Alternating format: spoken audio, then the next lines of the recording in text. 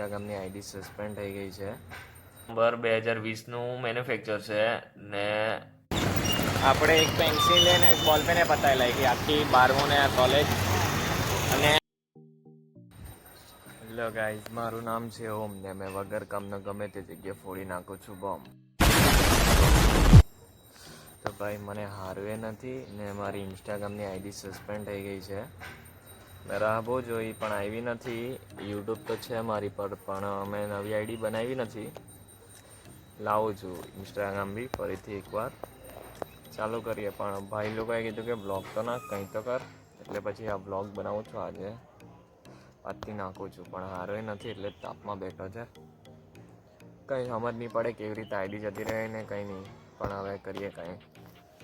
નવી આઈડી બનાવે જેટલી ગેલેરીમાં રીલ છે પાછી અપલોડ કરશું. કંઈ નથી ગયું એમાં. 12-15 દિવસની મહેનત હતી.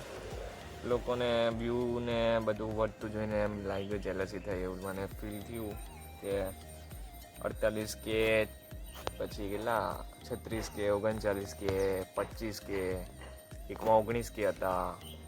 મોસ્ટ ઓફ બધામાં 10K ઉપર જ હતા. 2-3 રીલ હતી તેમાં 5K કે 6K હતા. એટલે જરીક ફીલ તો થાય જ ને કે મહેનત કરી લઈને પછી જતું રહ્યું. એટલે નાખશું રીલ તો નાખશું આપણે, વાંધો નહીં. પણ એમાં રીઝન એવું હતું કે ફેસબુક જોડે કનેક્ટેડ હતી. એટલે ફેસબુક ઉડી ગયું એટલે ઇન્સ્ટાગ્રામ બી ઉડી ગયું. ફેસબુકમાં એવું બતાવે કે તમારી ઉંમર 13 વર્ષથી નાની છે. હવે ફેસબુક તો મારું બહુ નાનેથી વાપરતો હતો. પબજીની આઈડી બી જતી રહીને બધું જતું રહ્યું. પબજી રમવા એવું માટે ફેસબુક બનાવેલો હતો આગળથી. તે ફેસબુકમાં 13 વર્ષથી નાની ઉંમર બતાવે. કેવી રીતે એ લોકોને એમ કે અમારી પેલી ટેકનોલોજી એવું શોધ્યું છે. ભલે આપણે હવે ફેસબુક સાથે કનેક્ટ નથી રાખવું ઇન્સ્ટાગ્રામ.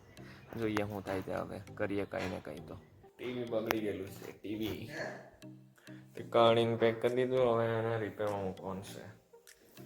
50 ઇંચનું કેમાં લઈ જાઉં હું એ વિચારતા હશે. પેક તો કર્યું હાજે.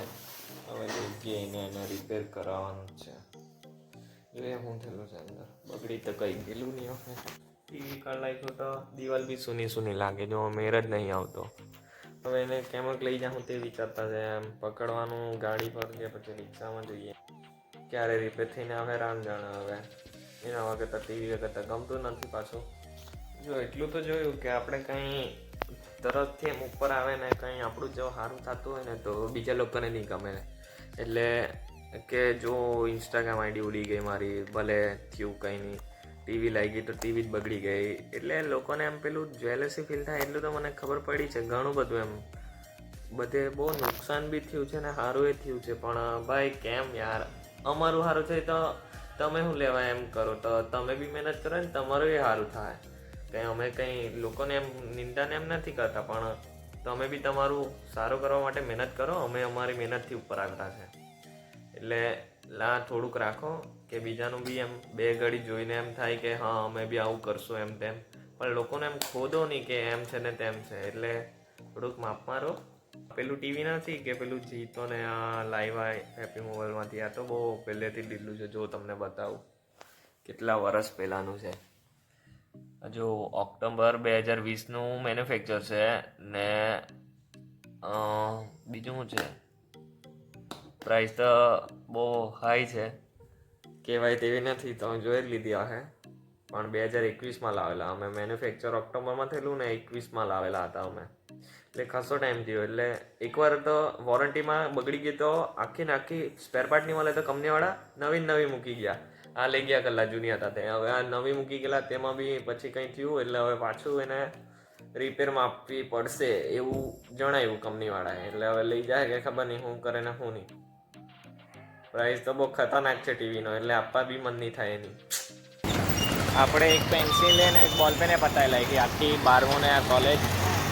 અને આ જો આપવા હારો આ ડમ્સનું ખબર નહીં એક કીટ એવું છે. આપેલું યુનિકોર્ન કે એવું લેવડાવ્યું. 200-250 રૂપિયાનું. કેટલાનું? 250 એવું આપવા સારું તો ગમે તે. ને અમે એક બોલ પેને પતાવી લાગ્યું બધું. ભાઈ તાળ બહુ પટ્ટી છે. એટલે આજે તો હોળી પહેરને જતો છે મંદિરે જામ.